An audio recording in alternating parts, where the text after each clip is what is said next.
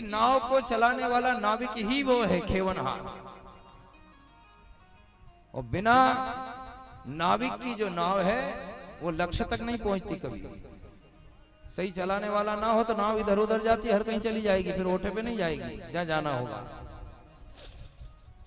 तो भवसागर से पार करने वाले वो हैं, परम धाम की यात्रा कराने वाले वो हैं, वहां तक ले जाने वाले वो हैं। इसलिए जब कभी भगवान के मंदिर में जाओ तो दुनिया की चीज नहीं मांगना। ये काय बात की हल्ला है?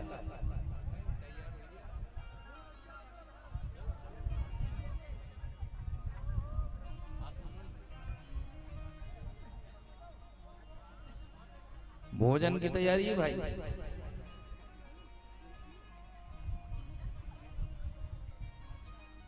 सरपंच साहब चलने देख, बंद कर दें।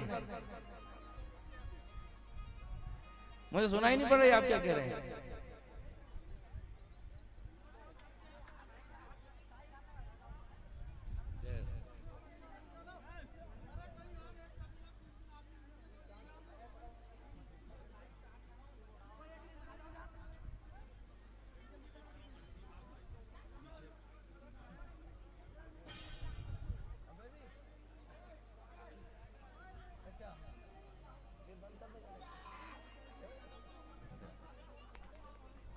हमारा सरपंच साहब का मन भी वहीं कड़ीपुड़ी में है।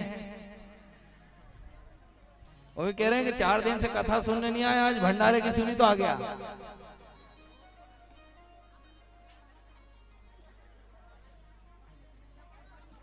देखो ऐसा है, एक शास्त्र का सूत्र आपको बताता हूं, सुनो।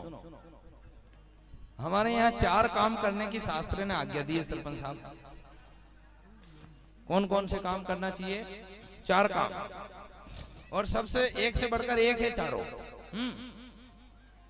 तो शास्त्र ने कहा, सतम विहाय भोक्तव्यम, सहस्त्रम स्नानमाचरेत, लक्षम विहाय दातव्यम, कोटिम त्यक्त्वा हरिम स्मरेत। तो कहा ये सतम विहाय भोक्तव्यम, पहली बात। पहली क्या बात है? बोले 100 काम छोड़ करके भोजन कर लो। अब ये तो आपके पक्ष की बात हुई कि 100 काम में कथा भी आ गई।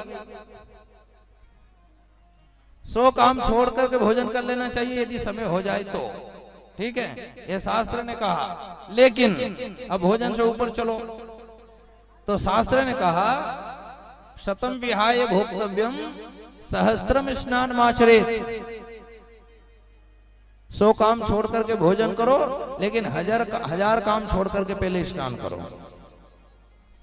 1000 काम भी हो तो पहले स्नान कर लो, उसके बाद काम करना। तो भोजन से तो श्रेष्ठ स्नान हो गया, क्योंकि भोजन 100 काम की बात कर रहा है, केवल 100 काम छोड़ो, लेकिन स्नान के लिए 1000 काम की बात कही गई कि 1000 काम को छोड़ दो पर स्नान करो। अच्छा एक बात हकीकत बताओ कि ठंडी के दिन में कितने दिन नहीं नहाए?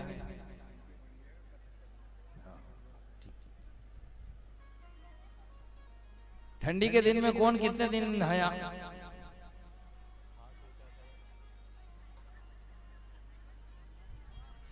अब कहीं रोज का रोज नहाएगा ना, कहीं ठंड की तो पड़े। 1000 काम छोड़ करके स्नान करो, तो भोजन से ज्यादा उपयोगी तो स्नान हुआ। अच्छा इससे आगे चलो, और तो शास्त्र ने कहा, सतम विहाय भोक्तव्यम, सहस्त्रम स्नानमाचरेत, और लक्षम विहाय दातव्यम, 1,00,000 काम छोड़ करके दान दो। तो स्नान से दान श्रेष्ठ हुआ कि नहीं? भोजन से श्रेष्ठ स्नान, स्नान से श्रेष्ठ दान, और दान से भी श्रेष्ठ क्या है? तो शास्त्र ने कहा, सतम विहाय भोक्तव्यम, सहस्त्रम स्नानमाचरेत, लक्षम विहाय दातव्यम, और कोटिम त्यक्त्वा हरिम भजेत। 100 काम छोड़ करके भोजन करो, 1000 काम छोड़ करके स्नान करो, 1,00,000 काम छोड़ करके दान करो, और करोड़ काम छोड़ करके भगवान का भजन करो। इसी में सार है। भोजन भी आवश्यक है और भजन भी।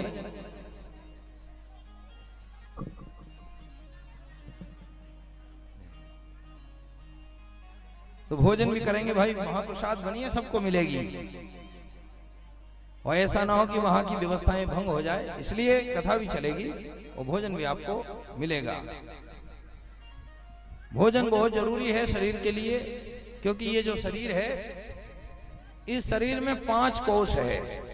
कितने हैं? 5 कोष। कौन कौन से हैं 5 कोष?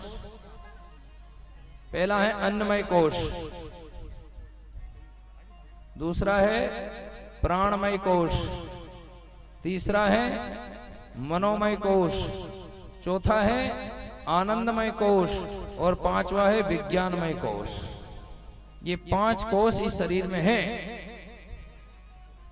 ये बाहर आप लोग जाते नहीं जाते, अपने हैसियत से जाते हैं शर्मा साहब पंचकोशी करने के लिए?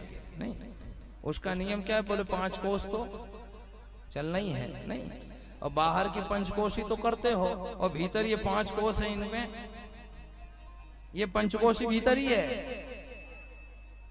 पैदल चली चली की थकी मरे, तो इन्हें की पंचकोशी कभी देखी तक नहीं, मालूम ही नहीं कि शरीर में भी 5 कोष है हमारे। उन 5 कोषों में ये शरीर अन्नमय कोष से बना है, बिना अन्न के शरीर नहीं रहेगा। ये शरीर अन्नमय कोष से बना हुआ है। इसमें प्राण है, इसलिए मनोमय कोष। प्राण है कि नहीं है? प्राण कितने हैं? बोले 10 प्राण। शरीर में कितने हैं? 10 प्राण। प्राण, अपान, व्यान, उदान, समान। कितने हो गए? 5।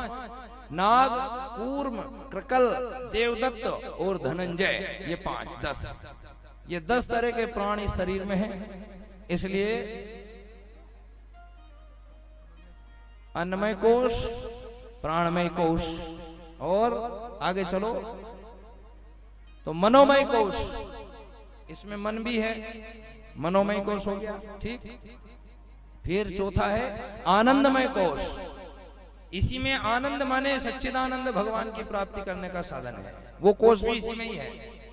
बाहर कहीं आपको भगवान मिले ना मिले, यहाँ जरूर मिलेगा, क्योंकि वो यहाँ रहता है, पक्का परमानेंट है। इसलिए भगवान ने गीता में अर्जुन से कहा, ईश्वरः सर्वभूतानां हृदय से अर्जुन तिष्ठति। सभी भूत प्राणियों के हृदय में अर्जुन मैं तिष्ठित हूँ, मैं विराजमान हूँ। वो मेरे होने से ही इंसान की सत्ता है।